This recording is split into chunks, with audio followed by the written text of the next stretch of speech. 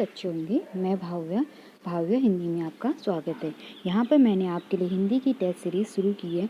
यहाँ मैं आपको डेली टेस्ट सीरीज प्रोवाइड करा रही हूँ जो आपके आगामी परीक्षाओं पुलिस कांस्टेबल, पटवारी, लेखपाल, फॉरेस्ट गार्ड में आपके रिवीजन के तौर पर उपयोगी होंगे। यहाँ पर मैं आपको जो भी प्रश्न को करवा रही हूँ ये प्रीवियस ईयर प्रश्न है, किसी न किसी एग्ज़ाम में पूछे जा चुके, तो अपनी प्रैक्टिस के लिए आप इन्हें ज़रूर देखें। तो आइए शुरू करते हैं आज की टेस्ट सीरीज। पहला प्रश्न है हमारा, अवधी बोली किस राज्य में बोली जाती है। यहाँ पर आपको बताना है जो अवधी बोली है कौन से राज्य में बोली जाती है। पहला दे रखा है राजस्थान, दूसरा है असम, तीसरा है उत्तर प्रदेश, चौथा है मध्य प्रदेश। तो इसका सही जवाब है हमारा सी, उत्तर प्रदेश। अवधी किस राज्य में बोली जाती है? उत्तर प्रदेश में। अगला है सहयोग शब्द में कौन सा उपसर्ग है। यहाँ पर आपको बताना है सहयोग में कौन सा उपसर्ग है। पहला है सह, दूसरा है श, तीसरा है सु और चौथा है सौ। तो सहयोग में हमारा कौन सा उपसर्ग होगा? इसका सही जवाब है हमारा ए, सह उपसर्ग। सह धन्योग से क्या? सहयोग। तो इसमें कौन सा उपसर्ग लगा है? सह। अगला है प्रेमचंद के फटे जूते के रचनाकार कौन है। यहाँ पर आपको बताना है एक रचना है प्रेमचंद के फटे जूते, इसके रचनाकार कौन है। पहला दे रखा है शैलेश मटियानी, दूसरा है हरिशंकर परसाई, तीसरा है मनोहर श्याम, चौथा है प्रेमचंद। तो फिर इसका सही जवाब कौन सा है? प्रेमचंद के फटे जूते के रचनाकार हैं हरिशंकर परसाई। बी इसका सही जवाब है। अगला है कंठ व्यंजन का उदाहरण कौन सा है। यहाँ पर आपको बताना है कौन सा व्यंजन कंठ है, कंठ जिसका उच्चारण है कंठ से होता है। पहला दे रखा है टो, दूसरा है गौ, तीसरा है चौ, तीसरा और चौथा है ठौ। तो कौन से व्यंजन निकलते हैं हमारे? कौ वर्ग वाले। ठीक है, तो इसका सही जवाब है हमारा गौ। कौ वर्ग के व्यंजन क, ख, ग, घ, ङ, इनका उच्चारण स्थान हमारा कहाँ से होता है? कंठ से। अगला है ईद का चांद होना मुहावरे का अर्थ क्या है। यहाँ पर आपको बताना है इस मुहावरे का अर्थ क्या है। पहला दे रहा है बहुत दिनों के बाद दिखना, दूसरा है हर दिन दिखना, तीसरा है ईद के दिन दिखना, या है ईद मनाना। तो ईद का चांद होना, इसका सही जवाब है हमारा बहुत दिनों के बाद दिखना। जैसे हमें कभी कोई मिलता है तो हम उसे बोलते हैं ना ईद का चांद हो गया, यानी बहुत दिनों के बाद दिखना। अगला है सही वर्तनी वाला शब्द कौन सा है। यहाँ पर आपको बताना है किस शब्द की वर्तनी सही है। तो इसका सही जवाब है हमारा बी, आशीर्वाद। ठीक है, ये बड़ा कन्फ्यूजन रहता है कि वो सौ में, ये तो आप कर लेंगे वो किसके ऊपर, सौ के यहाँ से नहीं होगा, वो के ऊपर रॉ होगा। तो इसकी सही वर्तनी है बी, आशीर्वाद, वो के ऊपर रॉ। अगला है हमारा निम्नलिखित में से किस शब्द में बहुब्रीहि समास की योजना है। यानी आपको इसमें बताना है किसमें बहुब्रीहि समास है। पहला दे रखा है आप बीती, दूसरा है देहलता, तीसरा है सप्तऋषि, चौथा है पीताम्बर।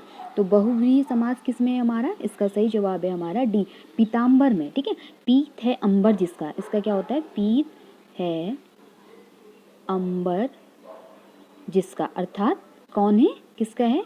विष्णु। ठीक है, अर्थात कौन है? विष्णु। पीताम्बर जिसका अर्थात विष्णु। ठीक है, तो अंबर क्या होता है? अंबर यानी वस्त्र, पीले पीले वस्त्र हैं जिसके अर्थात विष्णु। बहुब्रीहि समास में क्या होता है? ये तीसरे पद की ओर संकेत करता है। देखिए इसने इस तीसरे पद की ओर संकेत किया ना, पीत है अंबर जिसका, किसकी ओर संकेत कर दिया? यानी पीत है अंबर जिसका, यानी विष्णु। किसकी बात कर दिया? विष्णु। तो बहुब्रीहि समास में क्या होता है? ना उत्तर पद प्रधान होता है, ना प्रथम पद प्रधान। क्या होता है? तीसरे पद की ओर संकेत करता है, वहां पर हमारा होता है बहुब्रीहि समास। अगला है महात्मा शब्द में कौन सा समास है। यहाँ पर आपको बताना है महात्मा में कौन सा समास है। पहला है तत्पुरुष, दूसरा है अव्ययी भाव, तीसरा है कर्मधारय और चौथा है बहुव्रीहि समास। तो महात्मा में कौन सा समास है हमारा? इसका सही जवाब है हमारा कर्मधारय। महान है जो आत्मा। ठीक है, तो इसमें कौन सा समास है हमारा? कर्मधारय समास।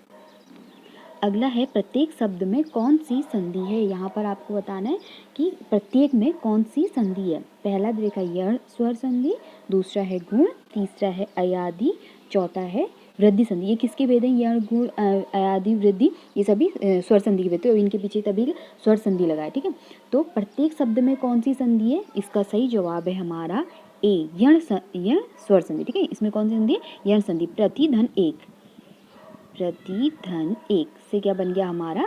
प्रत्येक। ठीक है, तो इसमें हमारी कौन सी संधि है? यण संधि है। अगला है अंधा क्या चाहे दो आंखें, लोकोक्ति का अर्थ है। आपको बताना है इस लोकोक्ति का अर्थ क्या होगा। ठीक है, पहला दे रखा है बिना पैसे के वस्तु को प्राप्त करना, दूसरा है किसी वस्तु को प्राप्त करना, तीसरा है मेहनत करके किसी वस्तु को प्राप्त करना, और चौथा है आदमी वही चाहता है जिसकी उसे अधिक आवश्यकता होती है। ठीक है, तो हमें वही चीज़ तो हमें चाहिए ना जिसका हमें जो ज़रूरी है हमारे, हाँ ये हमें चाहिए, मतलब जो हमें यूज़फुल है हमारे लिए, हमें ज़रूरी हमें ये चाहिए, उसके तो उसी क्या होता है। तो इसके लिए अंधा क्या चाहे दो आंखें, यानी आदमी वही चाहता है जिसकी हमें अधिक आवश्यकता होती है। तो इसका सही जवाब है हमारा डी।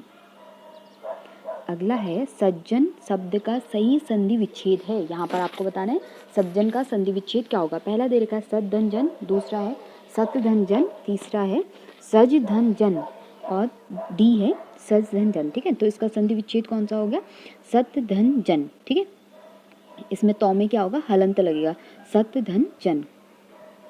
अगला है मत्स्य शब्द का तद्भव रूप है। यहाँ पर आपको बताना है इसका तद्भव रूप क्या होगा।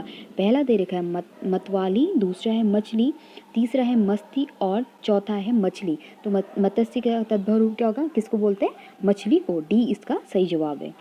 अगला है फूल शब्द का तत्सम रूप है। आपको बताना है फूल का तत्सम क्या होगा। पहला दे रखा है पुष्प, दूसरा है पुष्पक, तीसरा है पुष्प, और चौथा है कली। तो पुष्प शब्द का तत्सम रूप, फूल का तत्सम रूप क्या है, पुष्प। ठीक है, फूल यानी पुष्प। अगला है धनु शब्द का पर्यायवाची है। आपको बताना है धनु का पर्यायवाची क्या होगा। पहला दे रखा है वित्त, दूसरा है धन, तीसरा है अर्थ, चौथा है कोदंड। ठीक है, तो धनु किसका पर्यायवाची है, इसका सही जवाब है हमारा डी, कोदंड का क्या है, पर्यायवाची शब्द है। देखिए ये प्रीवियस ईयर प्रश्न है, इन्हें अपनी प्रैक्टिस के लिए इन्हें देखिए। आपको ये लग रहेगा कि प्रश्नों को देखिए प्रश्न इजी है, हाँ हम कर सकते हैं, लेकिन जितना हाँ प्रश्नों को आप करेंगे ना उतना आपको अपने पता चल लगेगा कि हाँ कौन सा टॉपिक हमें कर पा रहे हैं, प्रश्नों को हल करने से हमें पता चलेगा। तो अपनी प्रैक्टिस के लिए आप इन्हें देखिए। जिसके हृदय में ममता नहीं है वाक्यांश के लिए उपयुक्त एक शब्द है। यहाँ पर आपको बताना है इसके लिए एक शब्द क्या होगा। पहला दे रखा है निर्दय, दूसरा है निर्मम, तीसरा है निरंकुश, और चौथा है निष्ठुर। तो जिसके हृदय में ममता नहीं है उसे हम क्या बोलते हैं, डी निर्मम। जिसके हृदय में कोई ममता ही नहीं है उसमें निर्मम, उसके लिए एक शब्द है। अगला है अगोचर शब्द के लिए उपयुक्त वाक्यांश है। अगोचर के लिए बताना है कौन सा होगा। ठीक है, पहला दे रखा है जिसे कोई जीत ना सके, दूसरा है जिसकी जीविका निश्चित ना हो, तीसरा है जिसका ज्ञान इंद्रियों से संभव ना हो, और चौथा है जो सबसे आगे रहे। ठीक है, अगोचर। तो इसका सही जवाब कौन सा है, सी, जिसका ज्ञान इंद्रियों से संभव ना हो उसे हम बोलते हैं अगोचर। अगला है संयोग शब्द में किस उपसर्ग का योग है। आपको बताना है संयोग शब्द किस उपसर्ग के योग से बना है। पहला है सन, दूसरा है सम, तीसरा है सौ, या सम। ठीक है, तो किस उपसर्ग के योग से बना है ये आपको यहाँ पे बताना है, इसमें कौन सा उपसर्ग है। तो इसका सही जवाब है हमारा बी, सम। मौ में क्या लग जाएगा हमारा, हलंत। इसका सही जवाब है बी। अगला है कि शब्द में अनु उपसर्ग का योग नहीं है। यहाँ पर आपको बताना है कि शब्द में अनु उपसर्ग नहीं है। पहला दे रखा है अनुकंपा, दूसरा है अनुच्छेद, तीसरा है अनुज्ञा, और चौथा दे रखा है अनभिज्ञ। तो यहाँ इसमें तो सीधे सीधे पता चल रहा है ना कि इसमें अनुपसर्ग नहीं लगा है। तो इसका सही जवाब है हमारा डी, अनभिज्ञ में। ठीक है, इसमें भी अनु है, ये भी अनु है, ये भी अनु। ठीक है, तो अनभिज्ञ, ये क्या है, अनभिज्ञ। तो इसका सही जवाब है इसमें अनु उपसर्ग का योग नहीं है। अगला है हमारा, अगला और लास्ट है गमन शब्द में कौन सा प्रत्यय है। यहाँ पर आपको बताना है गमन शब्द में कौन सा प्रत्यय। पहला दे रखा है अन, दूसरा है न, तीसरा है मन, और चौथा है उन। गमन। ठीक है, तो बोल के हो रहा है ना गमन, तो यानी कि इसमें कौन सा प्रत्यय लगा हमारा, अन प्रत्यय। ठीक है, गमन में अन प्रत्यय, इसका ए सही जवाब है। तो ये थी हमारी आज की टेस्ट सीरीज। मिलते हैं नेक्स्ट वीडियो में। खूब पढ़िए और अपना ध्यान रखिए। Thank you so much.